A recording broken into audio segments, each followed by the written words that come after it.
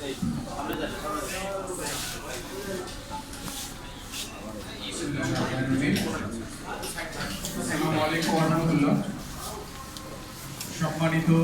সাংবাদিক ভাই বোনেরা, আপনাদের ধন্যবাদ জানাই আজকে আমাদের মাঝে আপনারা আপনাদের সময় নিয়ে উপস্থিত হয়েছেন। সবচেয়ে বড় বিষয়টা হচ্ছে আমাদের সভাপতি ইতিমধ্যে আপনাদের কাছে স্টিলের বিদ্যুতের বৃদ্ধির যে প্রভাব এই সেক্টরের উপরে সেটা তুলে ধরেছে। আমি একই জিনিস পুনরাবৃত্তি করব না। এই শিল্প বিদ্যুৎ ব্যবহার করে বৃহৎ পরিসর। আপনারা জানেন যেহেতু 33 KVA 1,32,000, 2,30,000 স্পেশাল কানেকশন বাংলাদেশের 3টা প্রতিষ্ঠান করে থাকে। তো এই বড় যে ডেডিকেটেড লাইন আমরা নিজস্ব অর্থায়নে কিন্তু এই ডেডিকেটেড লাইন সাবস্টেশন থেকে গভর্নমেন্টের নিজস্ব অর্থায়নে ক্যাবেল নিজেদের মাটির নিচে আন্ডার ট্রেন করে তারপরে এই ক্যাবেল নিয়ে আমাদের ফ্যাক্টরিগুলো কানেকশন দেওয়া হয়ে থাকে এবং এইখানে কোনো ধরনের বিদ্যুতের সিস্টেম লস নাই, অপচয় নেই। অথচ এর উপর মাসিক ডিমান্ড চার্জ, বিলের উপর 5% ভ্যাট, যেটা আমাদের কোনো অ্যাডজাস্ট করার কোনো সুযোগই নেই। কারণ আমাদের সেক্টরটা হচ্ছে ট্যারিফ বেস সেক্টর। এর আগেও আমি একবার প্রেস কনফারেন্সে বিষয়গুলো তুলে ধরেছি আমাদের গণশুনানির আগে। কিন্তু আসলে সরকারের যারা নীতি নির্ধারক ওনারা আসলে আমাদের যে ব্যবসায়ীদের যেই আসলে পেইন, আমাদের কষ্ট, এবং আমাদের কষ্ট মানে হচ্ছে আমরা সবসময় দেশে শুধু ব্যবসায়ী করি না, দেশের জনগণ আপনাদের মতো যারা নাগরিক এই বাংলাদেশের সিটিজেন আছেন, তারা এই দেশের প্রতিটা নাগরিকের সেই স্বাধীনতা আছে, সে একটা দেশে ব্যবসা করতে গিয়ে তার পণ্য ন্যায্য মূল্যে সে ক্রয় করে সে অবকাঠামো নির্মাণে সে এখানে কন্ট্রিবিউট করতে পারবে। একটা দেশের অবকাঠামো উন্নয়ন ঘটবে, শুধু দেশের জনগণ ভোগ করবে তা না, সরকারকেও এখান থেকে এই সেক্টর থেকে হাজার হাজার কোটি টাকা কিন্তু সরকার রেভিনিউ পাচ্ছে।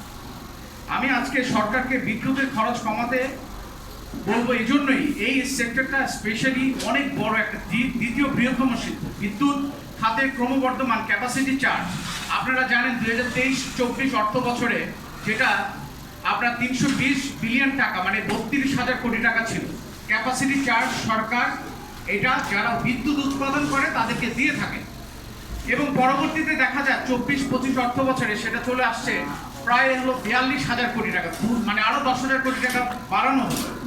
ওনারা এই বিষয়টা কতটুকু আমলে নিয়েছেন সরকার, যে এই ক্যাপাসিটি চার্জ প্রতি বছর 42,000 কোটি টাকা, এটা আমাদের টাকা, সে বিদ্যুৎ খাতে সে কি ওনাদেরকে ক্যাপাসিটি চার্জ হিসেবে দিয়ে দিচ্ছেন।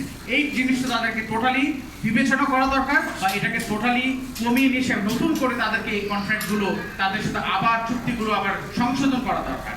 আমি যেটা মনে করি ক্যাপাসিটি চার্জের বোঝা থেকে অর্থনীতিকে মুক্ত করতে হবে, যে বিষয়গুলো অত্যন্ত গুরুত্ব সহকারে বিবেচনা করা প্রয়োজন।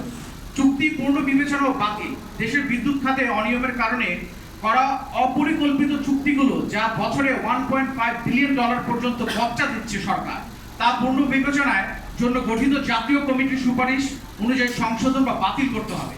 2, ইজারা বা রেন্টাল বিদ্যুৎ কেন্দ্র থেকে প্রস্থান, যেমন কুইক রেন্টাল বিদ্যুৎ কেন্দ্রের মেয়াদ শেষ হয়েছে, সেগুলো চুক্তি নবায়ন না করে ক্রমান্বয়ে পুরোপুরি বন্ধ করে দেওয়া উচিত।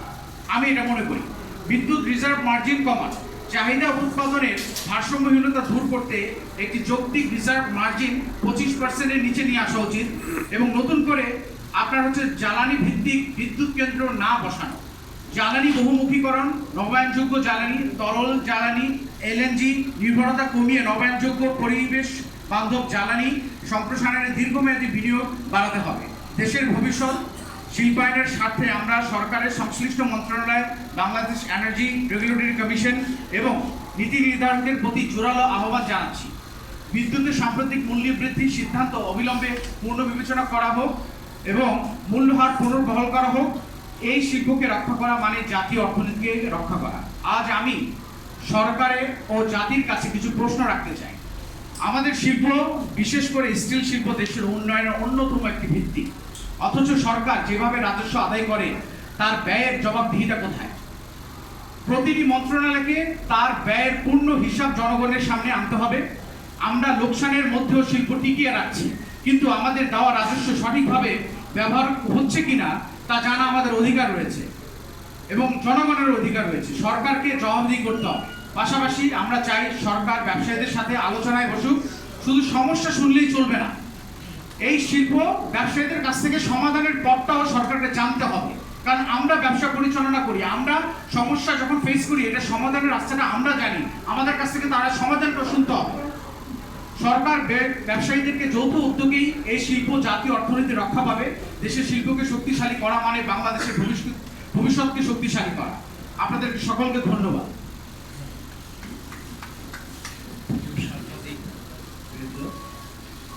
আমি আরেকটু ব্যাপারে আপনাদের অবহিত করছি।